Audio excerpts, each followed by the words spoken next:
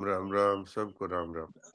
Doctor साहब जयपुर वाला programme 3 दिन की जगह 5 दिन का हो गया क्या? हाँ, 3 की जगह 5 कर दिया वो। और जो बहुत बढ़िया लोग ज्यादा 5। आ गए और फिर बोले कि अब भाई बढ़ाओ इसको। ठीक है भाई। हाँ, तभी सुन के इतनी प्रसन्नता हुई मदन जी भाई जी कह रहे थे कि वो 3 दिन का 5 दिन करा टेंट पहले छोटा था उसको बढ़ाया था पहले दिन ही। बहुत अच्छी हाँ बात। जी जी जी। जी। नारायण नारायण नारायण नारायण।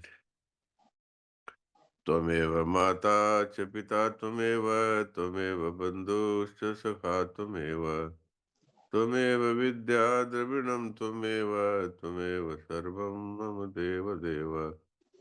नारायणं नमस्कृत्य नरं चैव नरोत्तमं देवीं सरस्वतीं व्यासं ततो जयमुदीरये। नारायण नारायण।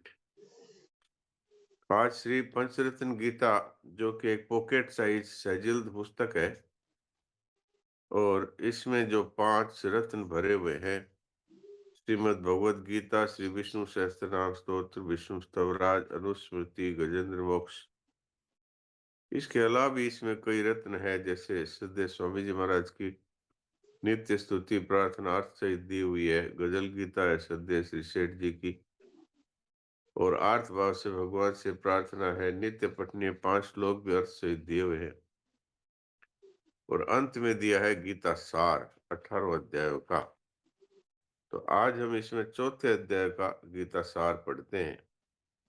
इस अध्याय का नाम है ज्ञान कर्म संन्यास योग। इसका सार है, कर्म बंधन से छूटने के 2 उपाय हैं। कर्मों के तत्व को जानकर निस्वार्थ भाव से कर्म करना, और तत्व ज्ञान का अनुभव करना। अब हम इसी अध्याय का महात्म्य पढ़ते हैं, वो भी गीता महात्म्य पुस्तक गीता प्रेस से प्रकाशित है। इनको ऑनलाइन भी मंगा सकते हैं, और गीता प्रेस की पुस्तक दुकान या स्टॉल से भी ले सकते हैं। ये पद्म पुराण के अंतर्गत 18 अध्यायों का महात्म्य दिया गया है। इसमें लक्ष्मी जी, विष्णु जी और पार्वती जी, महादेव जी का संवाद है।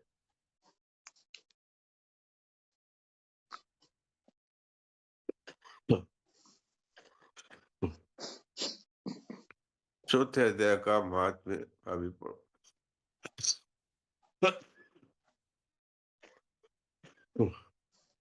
क्षमा करें, ये सर्दी जुकाम का असर हो रहा है। श्रीमद् भगवद गीता के चौथे अध्याय का महात्म्य। श्री भगवान कहते हैं, प्रिय, अब मैं चौथे अध्याय का महात्म्य बतलाता हूं, सुनो। भागीरथी के तट पर वाराणसी बनारस नाम की एक पुरी है। वह विश्वनाथ जी के मंदिर में भरत नाम के एक योगनिष्ठ महात्मा रहते थे, जो प्रतिदिन आत्मचिंतन में तत्पर हो आदर पूर्वक गीता के चौथे अध्याय का पाठ किया करते थे। उसके अभ्यास से उनका अंतःकरण निर्मल हो गया था।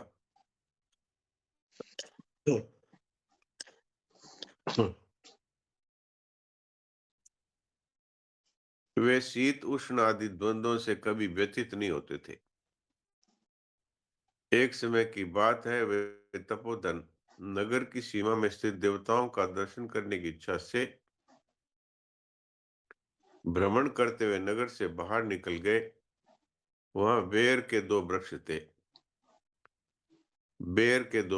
थे। उनकी जड़ में वे विश्राम करने लगे।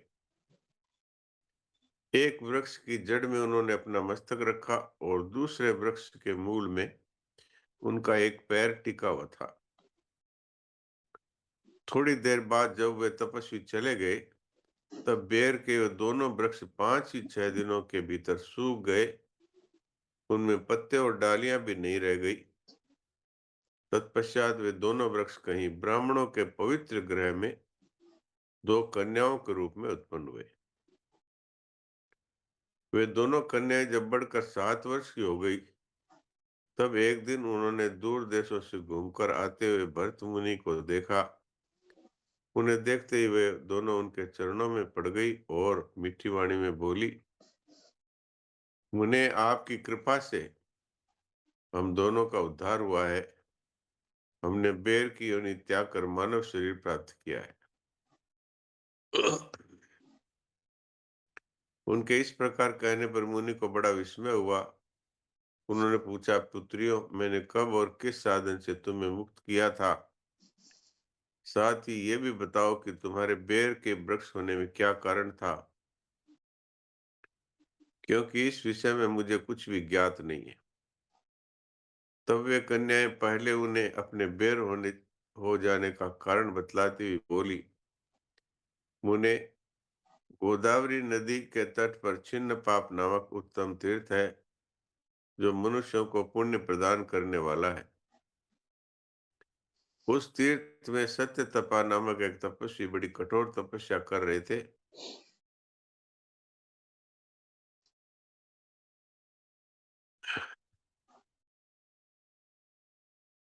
वे अपनी विद्वत्ता के द्वारा जैसा व्याख्यान करते थे, उसे सुनने के लिए साक्षात ब्रह्मा जी भी प्रतिदिन उनके पास उपस्थित होते थे। इंद्र को अपने समृद्धिशाली पद के संबंध में सत्य तपा की तपस्या देखकर कुछ भय हुआ। तब उन्होंने उनकी तपस्या में सैकड़ों विघ्न डालने आरंभ किए। अप्सराओं के समुदाय से हम दोनों को बुलाकर इंद्र ने कहा, तुम दोनों उस तपस्वी की तपस्या में विघ्न डालो, जो मुझे इंद्र पद से हटाकर स्वयं स्वर्ग का राज्य भोगना चाहता है। इंद्र का यह आदेश पाकर हम दोनों उनके सामने से चलकर गोदावरी के तट पर, जहां पर मुनि तपस्या करते थे, वहां आई तथा मंद एवं गंभीर स्वर से मृदंग तथा मधुर वेणुनाद के साथ हम दोनों ने मधुर स्वर में गान आरंभ किया। हमने बहुत कोशिश की, परंतु उनके हृदय में किसी प्रकार का विकार तो नहीं हुआ, लेकिन क्रोध का संचार हो गया। तब उन्होंने हाथ से जल छोड़कर हमें श्राप दिया, अरि, तुम दोनों गंगा जी के तट पर बेर के वृक्ष हो जाओ। ये सुनकर हम लोगों ने बड़ी विनय से कहा, महाराज, हम दोनों पराधीन थी, हमारे द्वारा जो दुष्कर्म हो गया उसे आप क्षमा करें। यूं कहकर हमने मुनि को प्रसन्न कर लिया, और तब उन पवित्र चित्त वाले मुनि ने हमारे शाप के उद्धार की अवधि निश्चित करते हुए कहा, भरत मुनि के आने तक ये तुम पर यह शाप लागू होगा। उसके बाद तुम लोगों को मृत्युलोक में जन्म होगा और पूर्व जन्म की स्मृति बनी रहेगी। मुने, जिस समय हम दोनों बेर वृक्ष के रूप में खड़ी थी, उस समय आपने हमारे समीप आकर गीता के चौथे अध्याय का जप करते हुए हमारा उद्धार किया था। अतः हम आपको प्रणाम करती हैं। आपने केवल शाप से नहीं, इस भयानक संसार से भी गीता के चतुर्थ अध्याय के पाठ द्वारा हमें मुक्त कर दिया। श्री भगवान विष्णु कहते हैं, लक्ष्मी जी, उन दोनों के इस प्रकार कहने पर मुनि बहुत ही प्रसन्न हुए और उनसे पूजित होकर विदा लेकर जैसे आए थे वैसे ही चले गए। तथा वे कन्याएं भी बड़े आदर के साथ प्रतिदिन गीता के चतुर्थ अध्याय का पाठ करने लगी, जिससे उनका भी उद्धार हो गया। नारायण नारायण नारायण नारायण।